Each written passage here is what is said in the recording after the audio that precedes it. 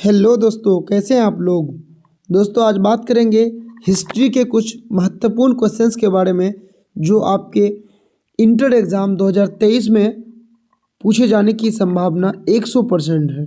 आपको यह इस सीरीज़ से मैक्सिमम क्वेश्चन आपको इसी सीरीज़ से मिलेगा। 80% क्वेश्चन तो आपको इसी सीरीज़ से मिलेगा अगर आपका एग्ज़ाम इंटर 2023 में होने वाली है।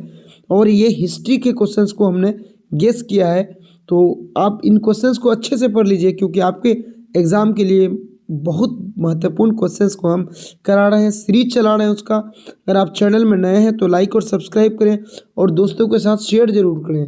हमने 16 क्वेश्चंस को पहले करा दिया था, आज 17वां क्वेश्चन से शुरू करेंगे, 30 नंबर तक चलेगा, यानी टोटल हम 14 क्वेश्चंस करेंगे आज। और आप हमें कमेंट करके बताइएगा कि आपके टोटल कितना मार्क्स से आया है। चलिए, पहला प्रश्न है, पुराणों की संख्या कितनी है। टोटल कितने पुराण हैं, 16 हैं, 17 हैं, 18 या फिर 20 हैं।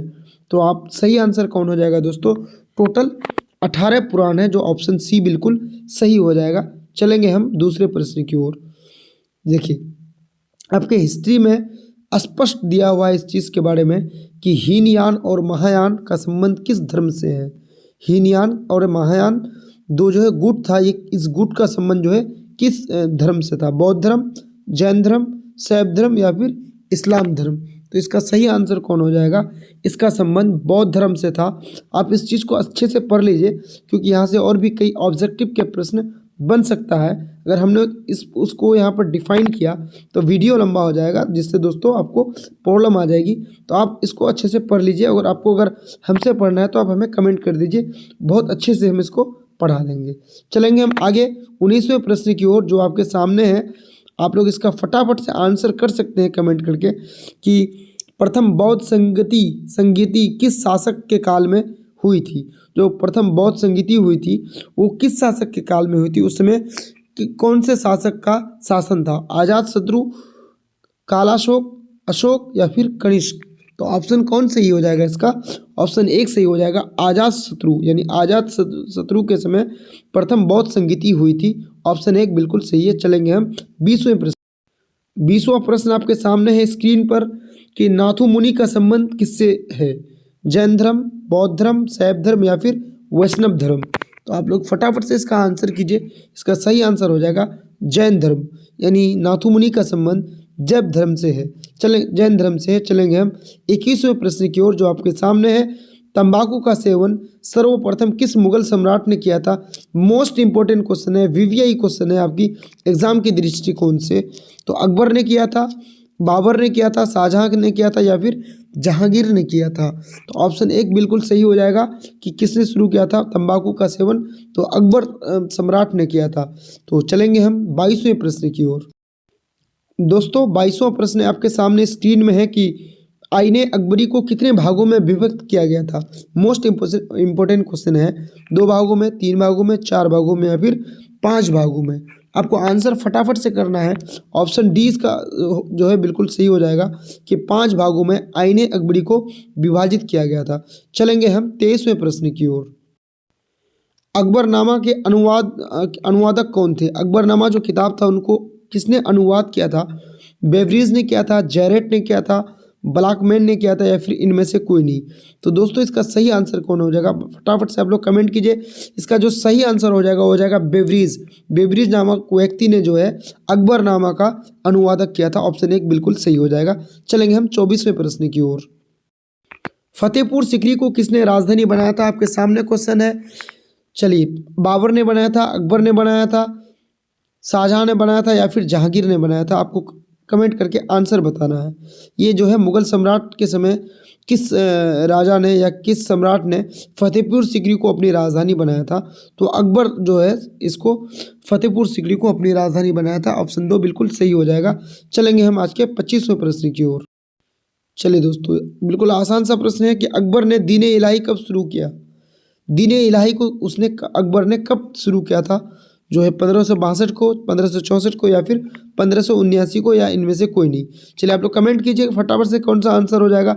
दोस्तों ये बहुत इंपॉर्टेंट क्वेश्चन है अगर आपका एग्ज़ाम इंटर का एग्ज़ाम 2023 में होने वाली है तो, क्योंकि इंटर के एग्ज़ाम में ये सजेस्टेड क्वेश्चन आपको दिया जा रहा है। प्रश्न यहीं से हर हालत में पूछेगा, बस आप इसको अच्छे से याद करके चले आना। 1582 ईस्वी में अकबर ने दीन इलाही को शुरू किया था, जो इसमें से किसी भी ऑप्शन में नहीं है, तो ऑप्शन डी इनमें से कोई नहीं बिल्कुल सही हो जाएगा। आप इसको नोट डाउन कर लीजिए। 1582 ईस्वी में अकबर ने दीन इलाही कार्यक्रम को शुरू किया था। चलेंगे हम 26वें प्रश्न की ओर। चले दोस्तों 26वां प्रश्न आपके सामने बोर्ड में है कि अकबर का संरक्षक कौन था। अकबर जो सम्राट था बहुत कम उम्र में राजा बन चुके थे, तो उनका जो है संरक्षक कौन था। बैरम खान था, मुनीम खान था, लतीफ़ खान या फिर हुमायूं था। तो आप लोग फटाफट से आंसर कीजिए कौन हो जाएगा। तो इसका सही आंसर हो जाएगा बैरम खां। तो बैरम खां कौन थे, अकबर के संरक्षक थे। ऑप्शन ए बिल्कुल सही हो जाएगा। बिल्कुल एक बेसिक सा प्रश्न है आपके सामने कि भारत में मुगल वंश की स्थापना किसने की थी। अकबर ने की थी, बाबर ने की थी, शाहजहां ने की थी या फिर औरंगजेब ने की थी। तो इसका ये तो बिल्कुल आसान सा क्वेश्चन है, आपने बिल्कुल इसका आंसर कर दिया होगा। ये भारत में मुगल वंश की स्थापना बाबर ने की थी, और बाबर जो है पहले मुगल वंश के थे जो हिंदुस्तान में आए थे। बाबर के बाद कौन आया था आपको कमेंट करके बताना है, और कौन मुगल सम्राट भारत में सबसे लास्ट में थे आपको ये भी कमेंट करके बताना है। इससे आपकी तैयारी का भी जायजा हमें भी हो जाएगा। चलेंगे हम 28वें प्रश्न की ओर, जो आपके सामने है।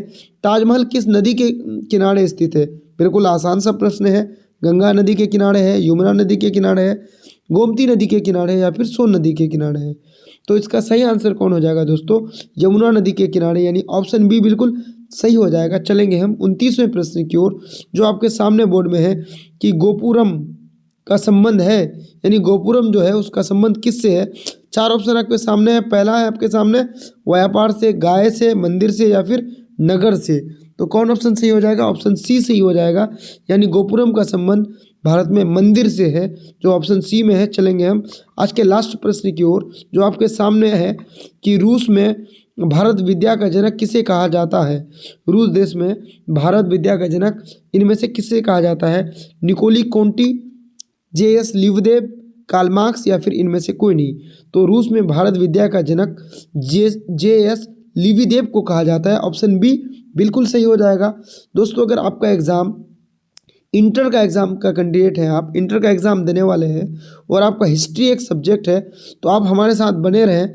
आपके लिए हम सिलेक्टेड क्वेश्चन बिल्कुल ला रहे हैं हिस्ट्री का। इसके बाद हम आपके लिए जो है पॉलिटिक्स का क्वेश्चन लाएंगे, यानी पॉलिटिकल साइंस का। फिर उसके बाद आपको ज्योग्राफी का क्वेश्चन लिया जाएगा। बिल्कुल एकदम मॉडल पेपर है, सिलेक्टेड क्वेश्चन है। प्रश्न आपको यहीं से 100% प्रश्न जो है यहीं से आएगा। आपने हमारे सारे वीडियोस को देख लिया तो 80% जो है आपको यहाँ से बिल्कुल सॉल्व हो जाएगा। इस बात की हम गारंटी देते हैं। आप हमारे साथ विश्वास करके जुड़े रहें, हम आपके विश्वास पर खड़े उतरेंगे। धन्यवाद दोस्तों। चैनल में नए हैं तो लाइक और सब्सक्राइब और दोस्तों के साथ शेयर जरूर करें। धन्यवाद।